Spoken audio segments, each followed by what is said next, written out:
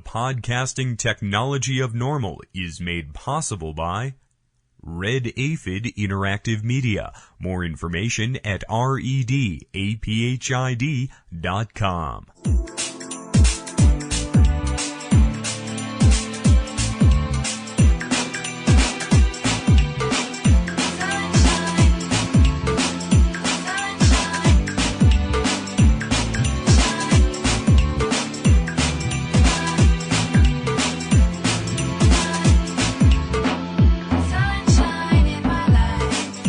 And distributed by the National Organization for the Reform of Marijuana Laws in Washington, D.C. This is your daily audio stash, the growing truth about cannabis. Welcome to the most popular audio podcast regarding marijuana in all of America and all the world, featuring interviews with scientists, politicians, doctors, prohibition policy activists, regular cannabis consumers, musicians, and NORML staff and NORML's board of directors, along with music and comedy no other podcast can offer. You can always find out more about the show at our website, NORMLAudiostash.com. We're ending marijuana prohibition with education, one listener at a time.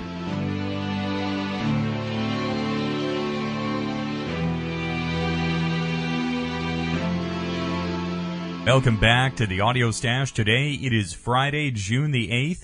I'm your host, Chris Goldstein.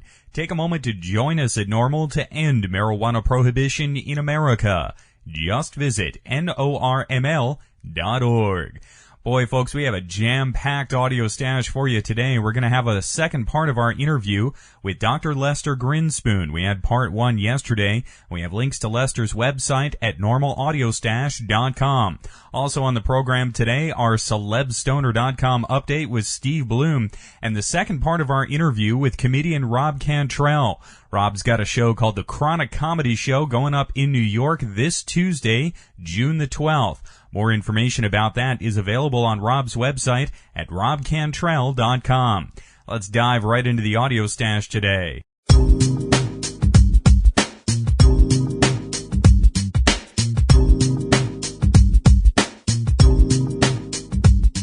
Let's dive right into the audio stash today with part two of our interview with Dr. Lester Grinspoon. Dr. Grinspoon is Professor Emeritus of Psychiatry at Harvard University and author of numerous books on the subject of marijuana.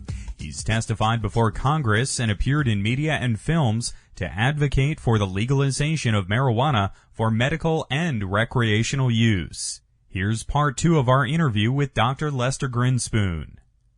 Doctor, we now have 12 states that offer legal access to medical marijuana. The biggest program, of course, in California, with medical marijuana dispensaries providing most of the access, along with patient co-ops.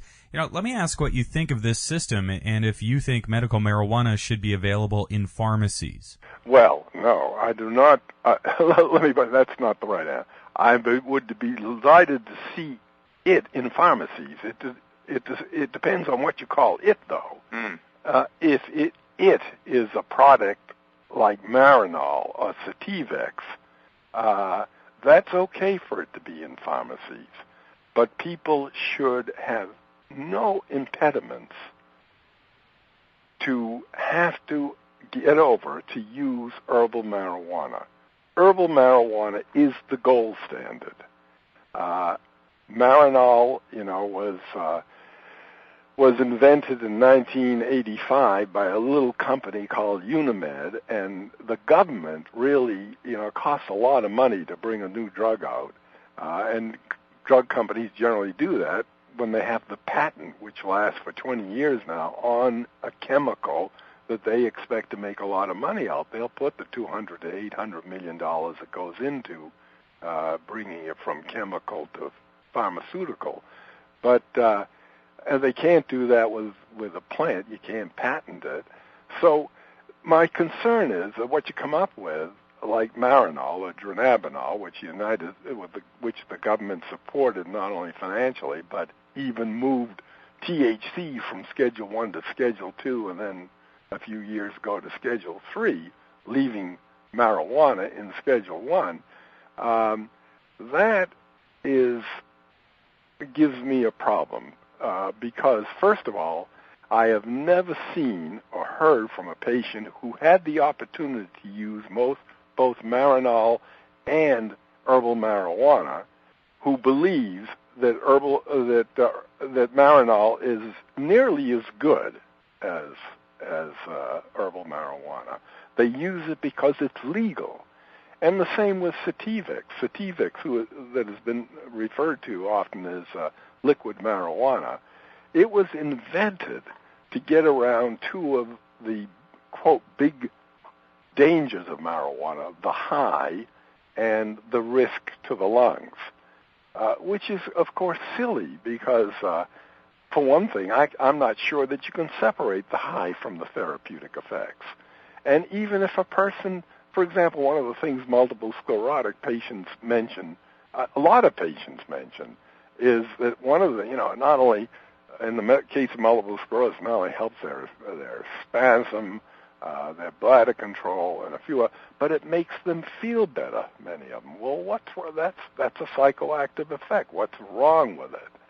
And as far as the damage to the pulmonary system from smoking it, well, this last study of Tashkin, who really put the danger of lung cancer from marijuana on the map in an article he published years ago in the New England Journal on how much tar it had and so forth, when he came out with this study, what was it, last spring, I think it was, that made it clear, in fact, the odds ratios were somewhat negative, that it doesn't have anything to do with cancer of the lungs.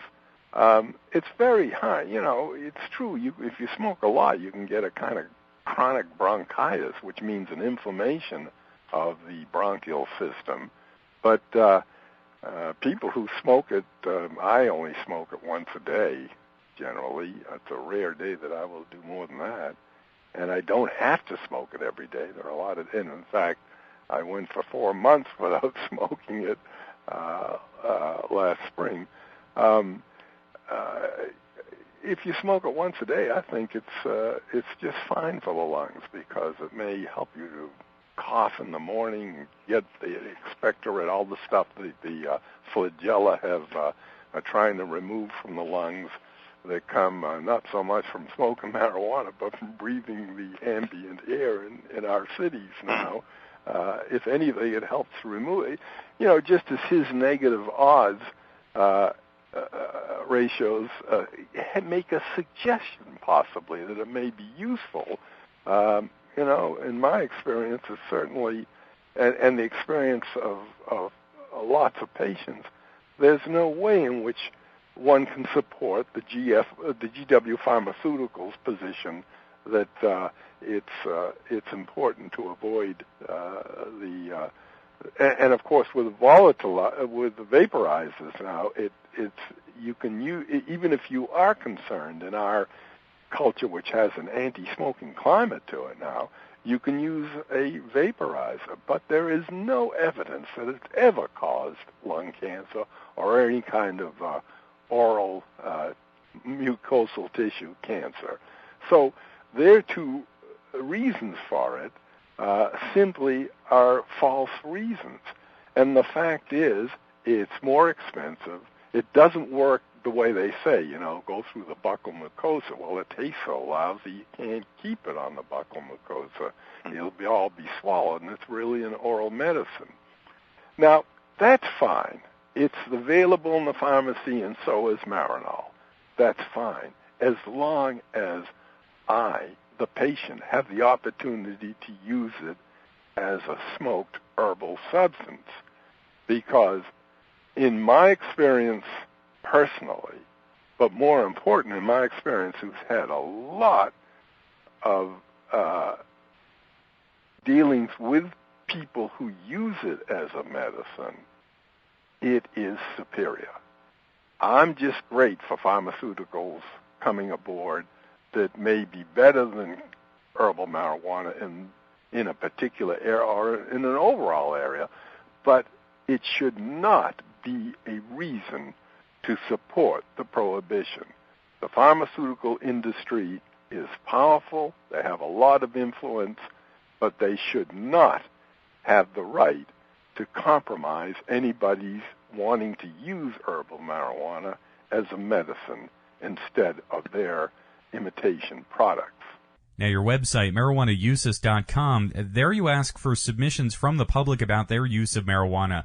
Is there anything that's come in that has perhaps been a surprise for you? Nothing about marijuana will surprise me anymore about it. That some individual finds it useful this way or that way. I really,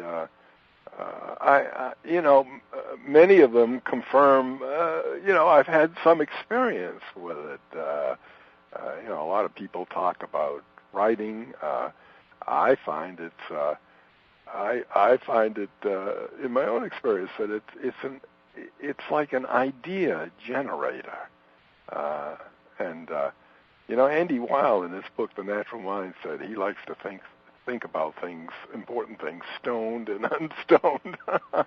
And I must say, I find that's true too, because you get more ideas. Now, the trouble is, and it's good to jot these down, but then the next morning you may find that some of them are pretty bad ideas, but some of them look as though they're worth exploring some more. And I think that there's no question that it does that for some people. Whether it does it for every person who knows. But it's important that people have the opportunity to explore whether some of the things that come up in marijuana uses are things that may be useful to them, and the cannabis may be useful to them in getting to these places. That's why I think it's so important that people not be fettered about it, fettered in any way in their wish to use it. On the other hand, I think we cannot deny that there are people who abuse it in a sense that they use it too much of the time.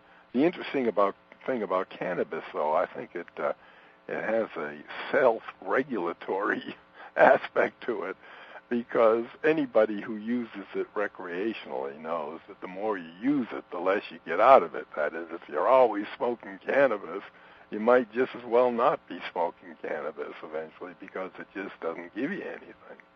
Smoking yourself straight is the street term, maybe. Is that? I never heard that. Is that true? Is there a phrase, smoking yourself straight? Oh, indeed, yes. You've smoked yourself straight. Well, I think that's a great expression, because I think that's absolutely right.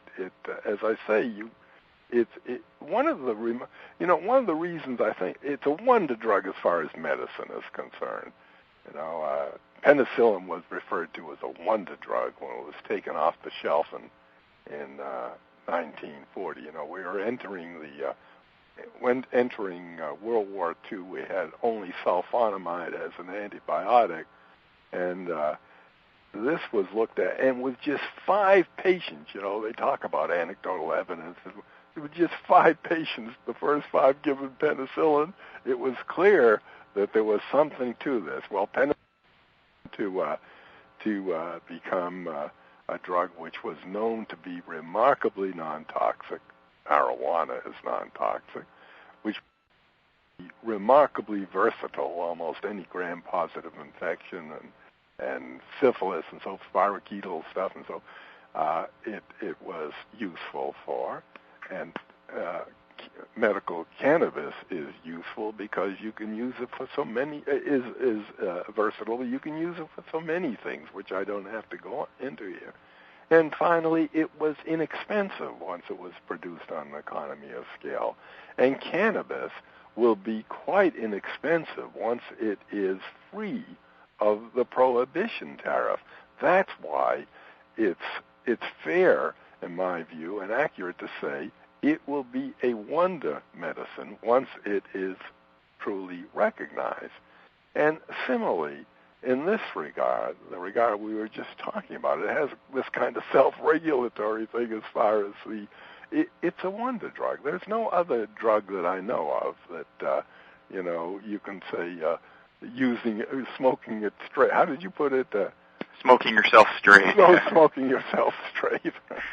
Well, Dr. Grinspoon, this has been a great conversation yesterday and today. I really appreciate you taking time to join us here on the Audio Stash. Well, it's been a real pleasure, Chris, and I'll look forward to talking to you again sometime. I very much look forward to speaking with you again.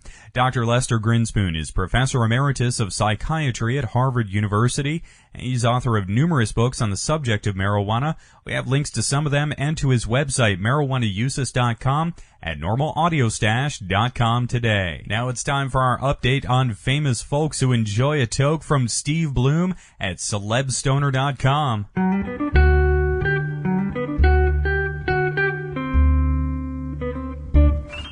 I want to be famous.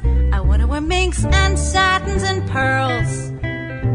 Steve Bloom is the man with his finger on the pulse of celebrity stoners of the world, and you can read all about it on his website, celebstoner.com. Steve, welcome back to the Audio Stash today. Hey, Chris, how you doing? And happy anniversary. And many thanks, man, and sincere thanks for joining us here every Friday for these updates. It's definitely an important part of our weekly lineup here at the Audio Stash. My pleasure. Right on, Steve. Let's dive right into the celebstoner.com headlines this week.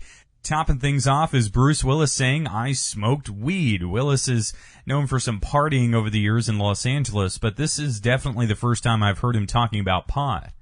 Well, I was reading the upcoming Playboy magazine that's coming out in July, and in there, that issue, there's an interview with Bruce Willis, and he says in the interview that I smoked weed. He also discusses, his use of alcohol, which he does much less of. He's been through AA, and he says now that he actually drinks a little bit, so he's not totally clean and sober, but, I think borderline. He doesn't really talk about smoking pot today, and he actually even says that his daughters, the children he had with Demi Moore, are fiercely anti-drug, so they're kind of going the opposite direction from their dad, who's pretty much known for his partying ways, at least, earlier in his career.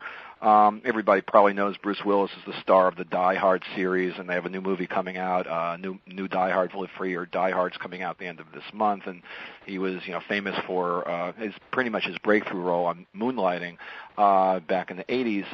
Actually, back in the 70s, Bruce was arrested for marijuana. I did a little digging around just to see what else is on the web about Bruce Willis and marijuana, and it turns out that in the 70s, it's unclear exactly when, he was living in New Jersey. He was born in New Jersey, and he was in Montclair, a town of Montclair, and he tells the story, and actually it's a Playboy interview from 1988 that I found this. He said, "I rolled 2 joints, stuck one behind each ear, had a beer in my hand, and was going to a friend's house. I was on the street when a cop stopped me for having a beer in my hand. He reached up behind my ear and went, 'What's this?' I said, 'Oops, that's a joint.' He slapped the cuffs on me and marched me to the police station. I was on probation for 6 months." So it's kind of, I don't think in the annals of celebrity stoner arrests, I don't think too many people know that Bruce Willis was once arrested for marijuana. It's probably not even up on the NORML website where they have all their famous people who've been arrested for marijuana. So I wanted to highlight that there's a little bit more to the fact that, he admits to smoking weed. Not only that, he was arrested for marijuana like, the hundreds and hundreds of thousands of people or millions of people since that time. So Bruce Willis, pot smoker. Or once upon a time, anyway. Righto. Of course, now the major celeb story of the week surrounds stoner starlet Paris Hilton. Steve, what's your take on the events there in Los Angeles with her this week? It's actually quite the week when you have to, think of Paris Hilton's life.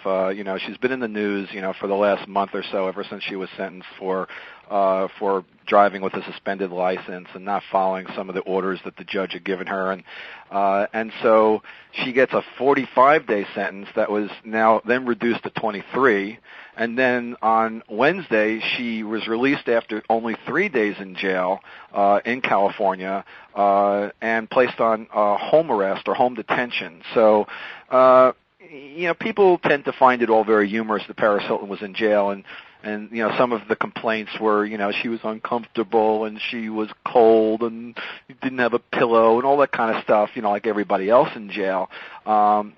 But for whatever the reasons, they decided that they were going to release her early and not keep her there, which really was the right thing to do. I mean, she didn't belong in jail in the first place. She doesn't even belong in house detention, honestly.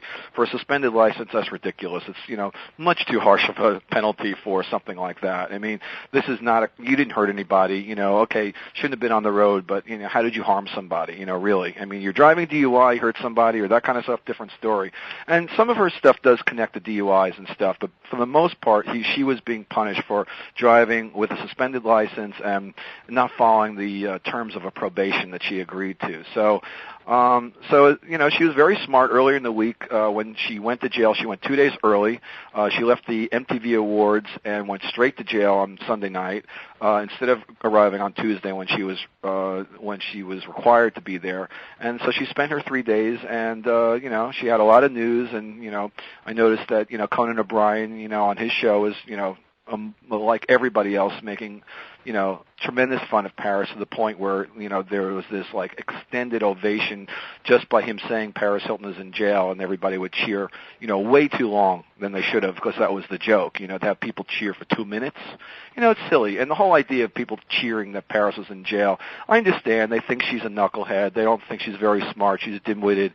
She's so dim-witted that she's made, quite a career out of her, socialite life. And, and I like to say, about Paris that she is a pothead. She's one of us, and we should be on her side. And we saw Tracy Morgan get this type of house arrest as well. Tracy Morgan currently he had a DUI, and he's also under a house arrest too. He's wearing one of those ankle, monitoring bracelets that Paris is going to have on her. And so it's interesting. I'm sure Paris is being probably drug tested during this, because she's home. She could probably go to her stash and maybe smoke a joint. Be curious to see what happens. She could who knows, she could smoke a joint, get drug tested, throw him back in jail. Huh. Be careful, Paris. Indeed. Paris, be careful. Also from California this week, there's a pretty astounding story about the Mendocino County Board of Supervisors sending a letter to the federal government, even the president, asking for marijuana to be legalized, taxed, and regulated.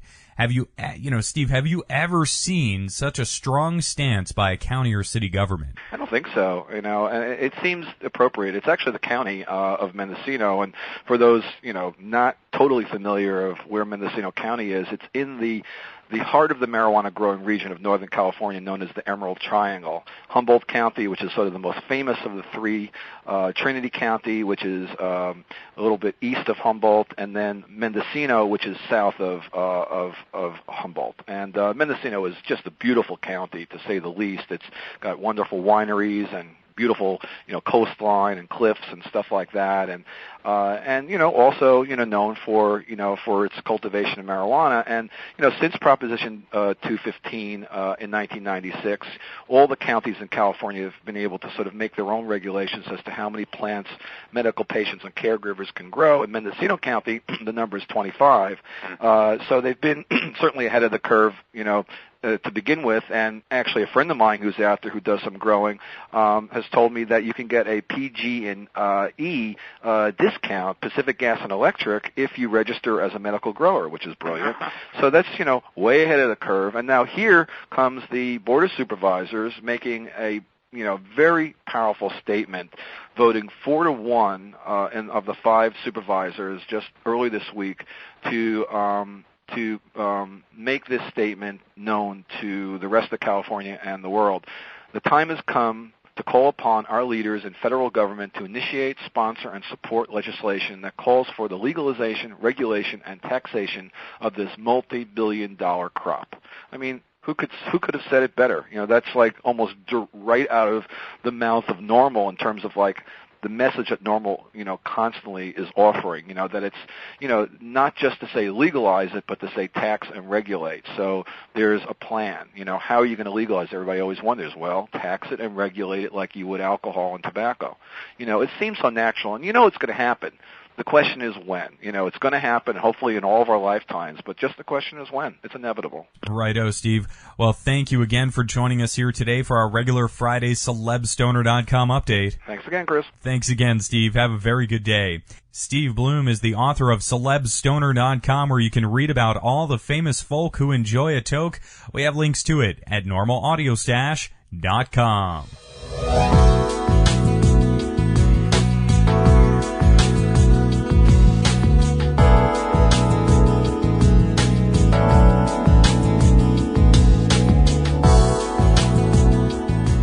This week we're continuing our discussion with comedian Rob Cantrell. Rob has a stand-up show called Chronic Comedy that everyone in New York City, and that's up on June the 12th, starting up next week. When we spoke with Rob last time, he told the story of his arrest in New York City this year for a marijuana in public view violation. You know, Rob, this is something that comes down especially hard on people of color. Over 65% of those arrested on an MPV violation are black or Hispanic. And of those arrested, over 80% who actually receive jail time for the MPV violation are black or Hispanic. You know, Rob, let me ask, if your arrest and experience there changed your view of New York City. Yeah, it just shows that you're right with the race issue and the machine that's set up with some of these petty laws, such as the marijuana issue, that we're spending millions and millions of dollars. Just putting people in for just casual, nonviolent crimes, and they're not even crimes to me. If these cops are bragging about drinking alcohol and smoking cigarettes, to me, marijuana is more about meditation and reflection and calming yourself down. And we live in such a society that so many things are thrown at us in terms of violence and war and money and power. It's the one thing that you can find in this crazy mixed-up city to slow down and kind of, just get yourself at ease a little bit and not get so mixed up into the machine. So it just shows that these laws are just way too old, and that people do need to wake up, and we do need to get to the root of it. And we can generate a lot of money in this country by legalizing, and it's not all about money, but it's also about medicine, and it's such a big issue. Fuel, just agriculture and art and empowerment. Right on, man. Now, you've mentioned the marijuana logs where you were filling in Chicago. We've had Lee Allen and Doug Benson here on the program. Let me ask you about the show. The marijuana logs is really hugely popular. It must be interesting on one hand getting arrested in New York City for a roach, and on the other hand, you're a part of the longest-running, most popular live performance show on the topic of marijuana in the country. So, what's it like doing the marijuana logs? Yeah, you're hitting something right on the head here, Chris, is that comedy is the last kind of vocal. Like, even I tried to do chronic comedy at a couple music venues, and they got a little scared about it, to tell you the truth. But when it comes to comedy, Americans see comedy as kind of the last hurrah, when you really can be truthful about who we are and how we're going through this process called life and the suffering that we all have to endure, and that, some of the ways that we cope with it. And so it is a really surreal experience to be arrested and then be flown up to actually talk about it at a playhouse, on stage, well-lit, well-microphoned. And it got a great response because it is a true story. And I get a lot of laughs telling the story out loud, and I go through, the whole, what was going on and who was all in the cell. And it's a very true and real story, and people relate to it. And everybody comes up to me about sometime they were harassed by the law, and it's always some, nice old pothead that didn't do anything, but got caught at the wrong time, or just had just had a little bit of weed on them.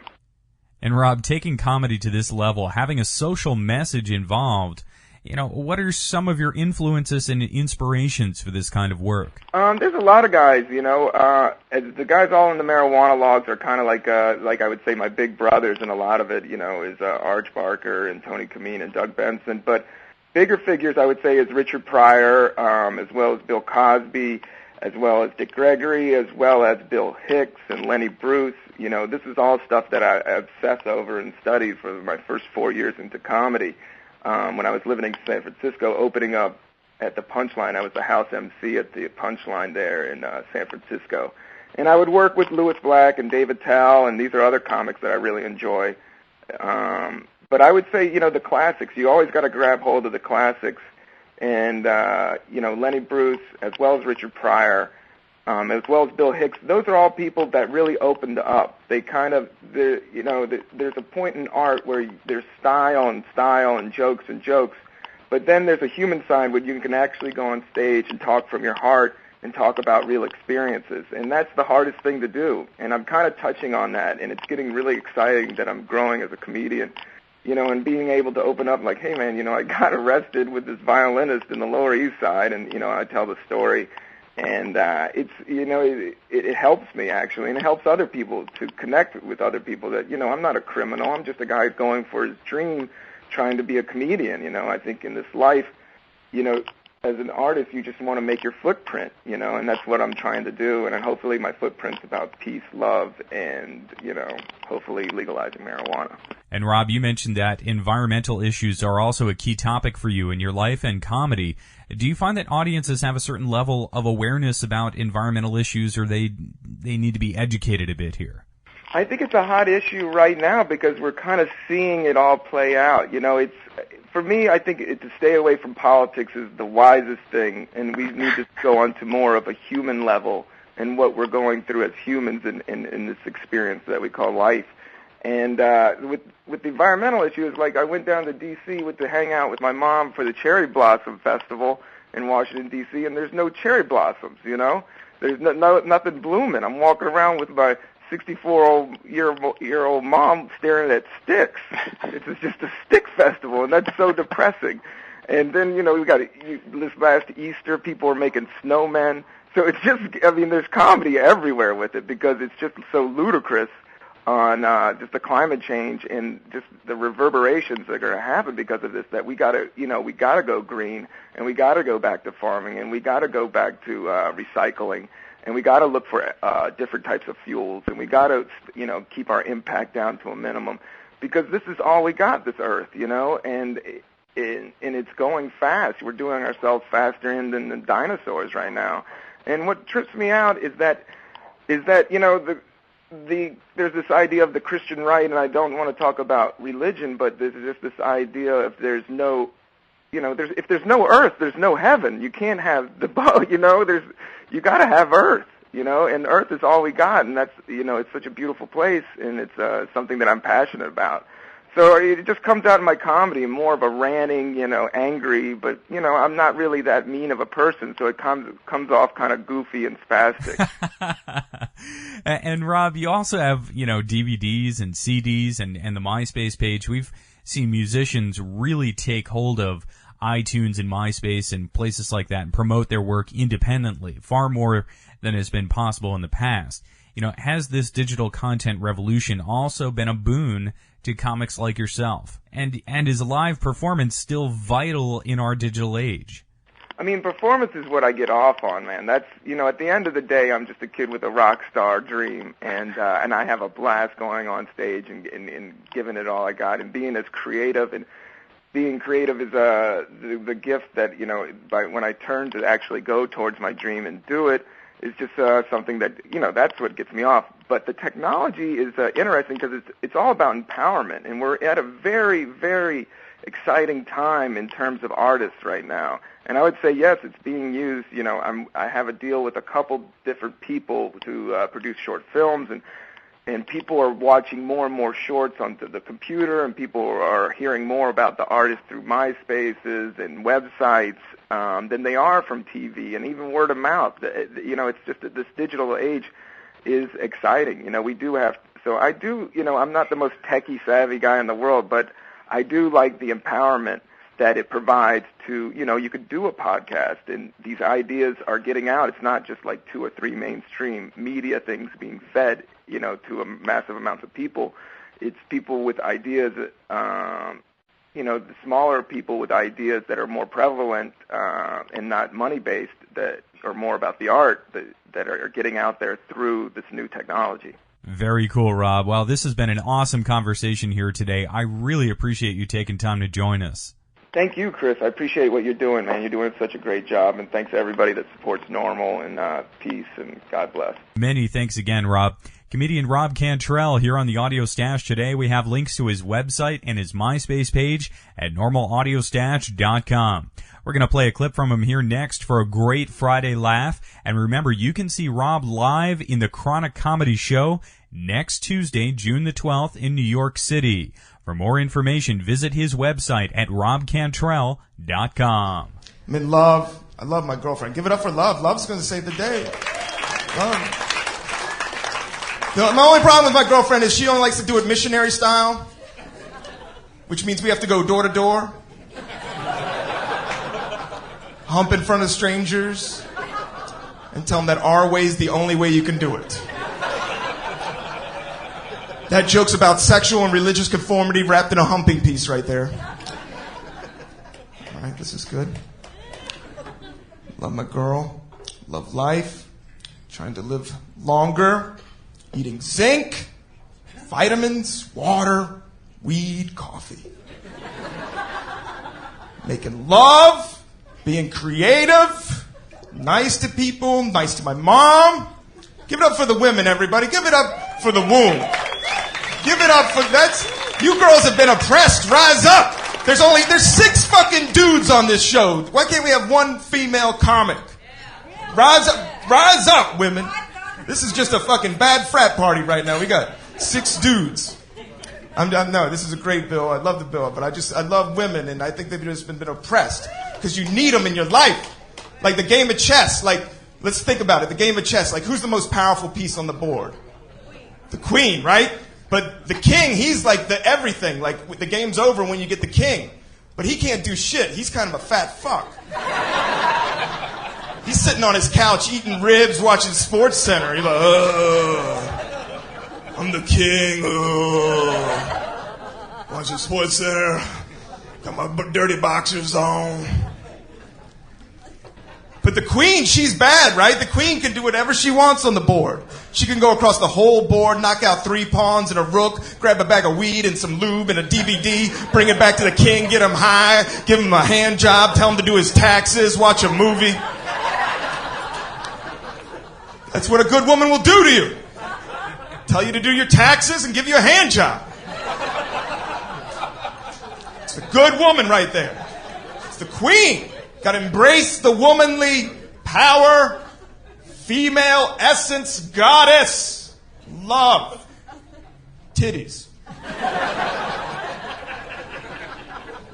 That was comedian Rob Cantrell in a live performance. Remember, you can catch Rob live and in person this Tuesday, June the 12th in New York City at the Chronic Comedy Show. More information about that show is available on Rob's website at robcantrell.com.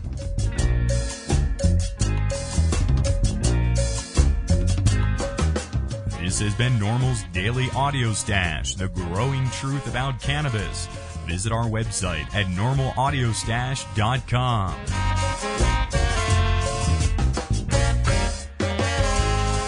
You listen to the Audio Stash. Vote for us at Podcast Alley or other podcast directory services.